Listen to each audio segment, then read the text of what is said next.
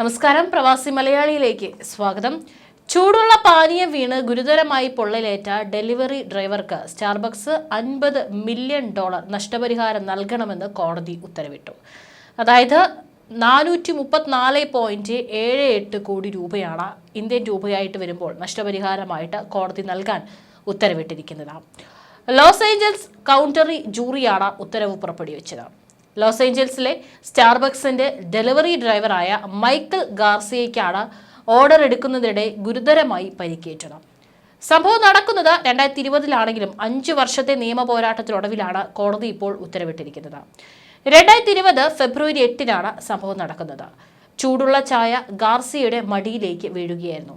ഈ ചൂടുള്ള പാനീയം ജനനേന്ദ്രിയത്തിലാണ് വീണത്. 3 പാനീയങ്ങൾ അടങ്ങിയ പാക്കേജാണ് ഗാർസിയ കൈമാറിയത്. അതിലൊന്ന് സുരക്ഷിതമായി പാക്ക് ചെയ്തിരുന്നില്ലെന്നാണ് ഗാർസിയയുടെ അഭിഭാഷകൻ മൈക്കൽ പാർക്കർ പറഞ്ഞത്. അത് ഗാർസിയയുടെ മടിയിലേക്ക് വീഴുകയായിരുന്നു. അപകടം ശാരീരികമായും മാനസികമായും ഗാർസിയയെ ബാധിച്ചുവെന്നും അഭിഭാഷകൻ കോടതിയിൽ ചൂണ്ടിക്കാട്ടി. സംഭവത്തിൽ ഗാർസിയയ്ക്ക് ഗുരുതരമായി പൊള്ളലേൽക്കുകയും ഇദ്ദേഹത്തിന്റെ ജനനേന്ദ്രിയത്തിന് രൂപമാറ്റം സംഭവിക്കുകയും ചെയ്തു. ഇതേ തുടർന്നാണ് സ്റ്റാർബക്സിനെതിരെ പരാതിയുമായി ഗാർസിയ രംഗത്തെത്തിയത്.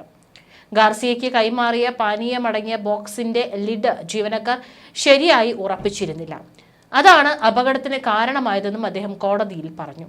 ഹോട്ട് ഡ്രിങ്കുകൾ സുരക്ഷിതമായി പാഴ്സൽ ചെയ്യുന്നതിലുണ്ടായ വീഴ്ച കണ്ടെത്തിയ കോടതി ഗാർസിയയ്ക്കുണ്ടായ നഷ്ടവും വിലയിരുത്തി. ഇതിന്റെ അടിസ്ഥാനത്തിലായിരുന്നു വിധി. എന്നാൽ ഇതിനെതിരെ അപ്പീൽ പോകുമെന്ന് സ്റ്റാർബക്സ് അറിയിച്ചു.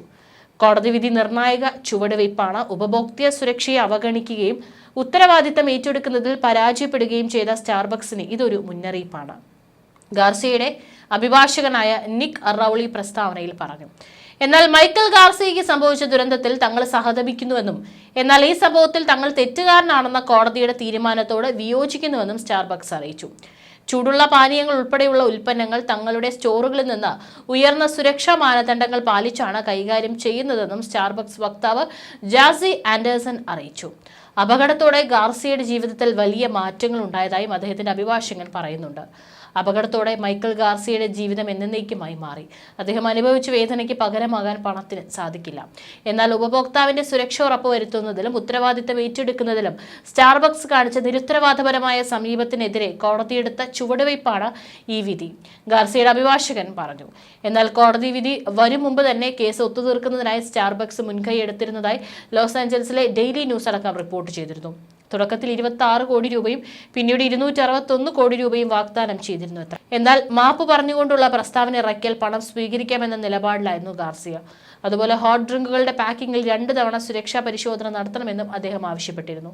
എന്നാൽ ഇക്കാര്യങ്ങൾ അംഗീകരിക്കാൻ സ്റ്റാർബക്സ് തയ്യാറായില്ല. ഇതാണ് പിന്നീട് കേസിലേക്ക് നയിച്ചത്. ലോകമെമ്പാടും ജനപ്രിയമാണ് സ്റ്റാർബക്സ് കോഫി. പലപ്പോഴും വൈവിധ്യമാർന്ന രുചി കാരണം ഇവ വ്യത്യസ്തപ്പെട്ടിരിക്കും. അതുപോലെ തന്നെയാണ് അവയുടെ വിലയും. സ്റ്റാർബക്സ് കോഫിയുടെ വില വിവിധ രാജ്യങ്ങളിലും വ്യത്യസ്തപ്പെട്ടിരിക്കുന്നു.